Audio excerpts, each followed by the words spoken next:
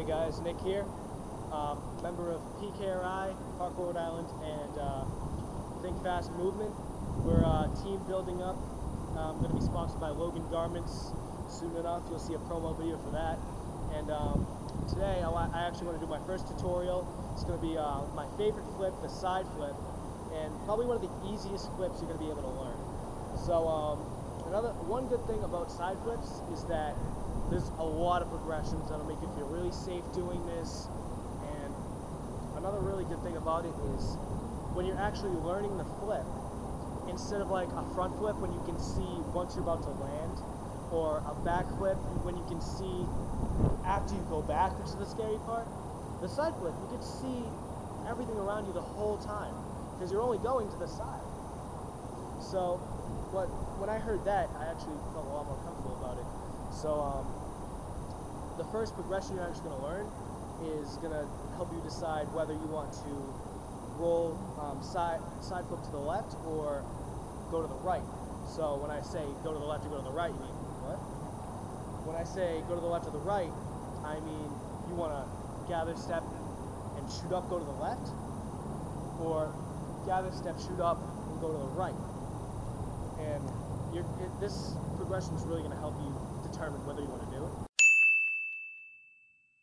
So when you get down on your knees, not sexually, when you get down, you're going to want to do a roll, a side roll, not a regular parkour roll where you go over your shoulder. You actually want to go from shoulder to shoulder. So once you get that down, it'll most likely help you decide where you're more comfortable rolling. For me, it's going to the left. So do a couple of them, make sure you know which one's comfortable. And another thing is that when you're rolling, you actually want to roll with your legs up over your head and shoulders. You don't want to roll like a barrel roll where you're rolling like this, because that's not going to help you in a side flip. So remember, keep your, another thing that'll help you is when you're rolling, maybe keep your hands on your knees so they're over your shoulders, which will probably be a lot of help. So after the first progression, which is rolling on the ground, you're going to want to take the next progression, which is actually going on your feet and rolling over either maybe a hay bale, like if you live in a farmland, something like that. If you go to a gym, maybe one of those box mats where maybe hip height, you're going to want to roll off of it. Or in this case, since I have neither of those with me right now, I do have a friend. Yes, I have friends. If you get a friend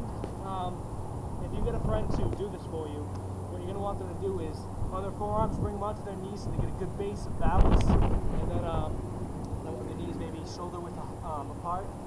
And what you want to do with it is see which way you're more comfortable rolling over them. For me, I already know it's my left, so David, get a base. What you're going to want to do is roll across onto them. You're going to want to actually touch their back. You're not going to want to go and jump and land on them, because that'll just it'll break them down. You know, we don't want that to happen. He's our friend. So we're going to want to roll over our friend and not crush him. So try and go as light as possible and land on the other side.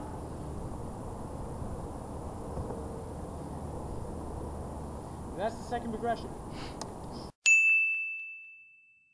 The next progression I have for you after rolling over a friend would be really just going for a gather step instead of punching, which would give you a lot more height and definitely a lot more rotation.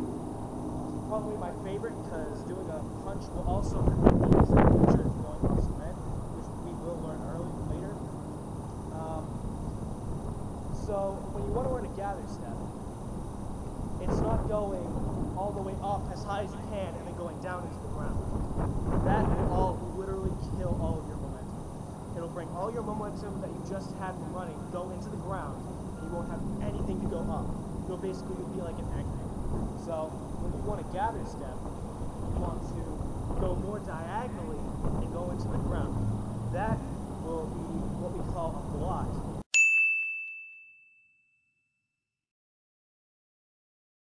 So I'm going to show you what it looks like to actually gather step and jump up. The way I'm comfortable doing it. I'll also do the other way for people who would rather go to the right. first is for the people who'd rather go left. You want to gather step, come in your right foot first, then follow with the left foot and go up. So I'll do that fast for you. Now for the people who'd rather go to the right, it's basically the exact opposite. Come in with the left, follow with the right, up with the right hand. So after you're done with that, you think you got enough height for it, you're going to want to have to learn what's next.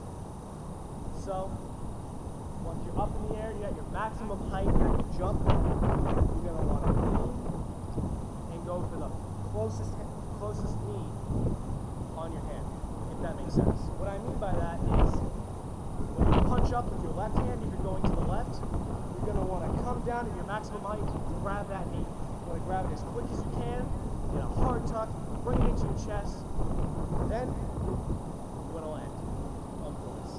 And with that, you'll have a side flip. Now I'm going to do a couple for you, let you see a good side flip.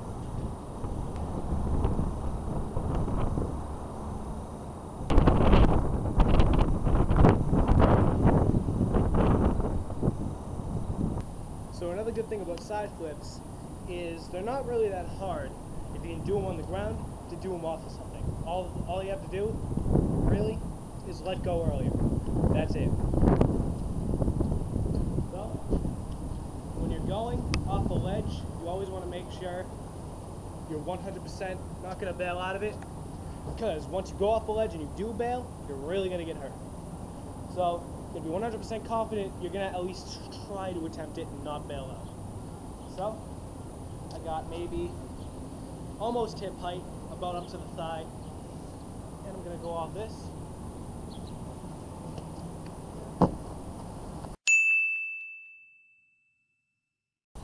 So now you learned how to do a side flip on the grass, and I'm sure the next thing you want to learn is how to get over the fear of doing it on the cement. Basically, what I used to think before I couldn't do it on cement was, how am I going to be able to do this on cement? Because it's going to be harder to set back at the time of doing a punch. So, really, what you want to do is just drill on the grass as much as you can. You really want to drill it and make sure you got it like it's instinct to you. Once you can do that, you can try and get more comfortable by doing what I tried to do. You're going to find, if you're lucky, you live in a place with a lot of grass, a lot of cement. So, there's some place where you can get cement and right next to it, there's grass. So, what you want to do is run off the cement and land on the grass. If you don't land, you're not going to get hurt on the grass. I'm sure all of us learned to strike half ball on the grass every once in a while. So it'll be like second nature again. It won't hurt as much as cement. Then, once you can finally land on the grass, setting off the cement, you finally ease off, get back onto the cement, and just even better for you.